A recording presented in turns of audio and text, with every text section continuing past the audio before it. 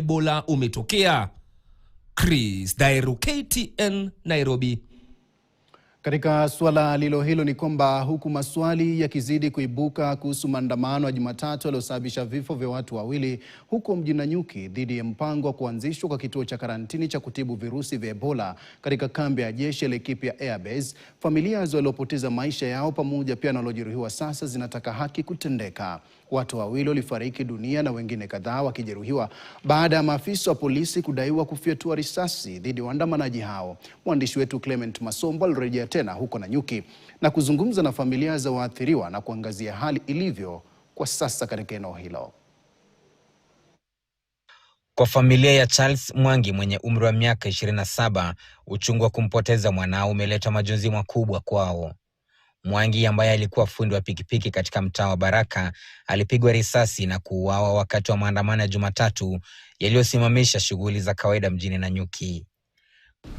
Na akakuja na bike mpaka hapa nje, akaweka bike yenye alikuwa naye kwa job, akaniambia dakika chache tu nione rafiki yangu hapa juu. Hiyo ilikuwa kama 6. Kutoka tu hivyo 6:30 ndio nilipigiwa simu nikaambiwa ameshutiwa. Tuko industry moja, anaundaka bike kama mimi. So tulikuwa tunasaidiana kikazi. Maneno ikimshinda na mkuta, maneno ikinishinda na nikuta. Hiyo ndio naweza elezea Chalo wako wa kijana mbaya hata kidogo. Kifo chake kimeibua maswali mengi, huku ndugu zake wakisisitiza kuwa hakushiriki maandamano hayo. Nilikuwa natengeneza bike hapo karibu na Bemwaki. Ni fundi wa bike. Kambia tu serikali acha tupate tu justice ya mtoto wetu, kwa sababu hakuwa anapigana, alikuwa kwa barabara akitembea.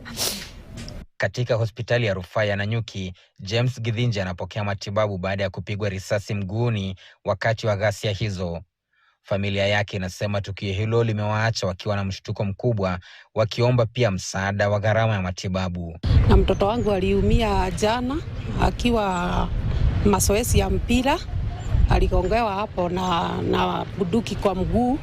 Sasa ako hospitali na ndio tunajaribu kumtoa sasa, na hata kama tu hatuna uwezo ya kumtoa. Serikali ya kaunti ya Laikipia imedhibitisha kuwa watu 5 walikimbizwa hospitalini baada ya mapigano hayo, ila 2 walikuwa wameaga dunia huku wengine 3 wakilazwa. It's quite unfortunate that it came from demonstrations as a result of what is happening.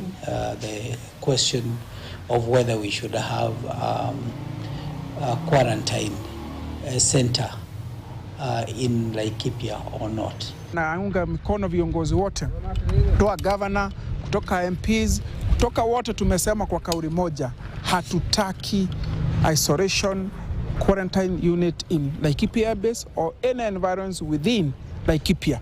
Maandamano hayo ya kupinga ujenzi wa kituo cha karantini cha ugonjwa wa Ebola katika kambi ya jeshi ya Laikipia Air Base yalisitisha shughuli na biashara mjini Nanyuki na kutatiza usafiri wa kutoka Nanyuki kwenda miji mingine. Waandamanaji pia walielekeza ghadhabu zao kwa majengo ya mahakama mjini Nanyuki, ambako walisababisha uharibifu kwa kuvunja vioo vya madirisha na kuharibu mali nyingine, hali iliyofanya mahakama kuahirisha shughuli zake za siku ya Jumanne. Clement Masombo, KTN. Na tuelekee mahakamani mtazamaji. Wanafunzi 9 kutoka shule ya upili wasichana utumishi wamefikishwa mahakamani leo hii wakihusishwa na kisa cha uteketezaji wa moto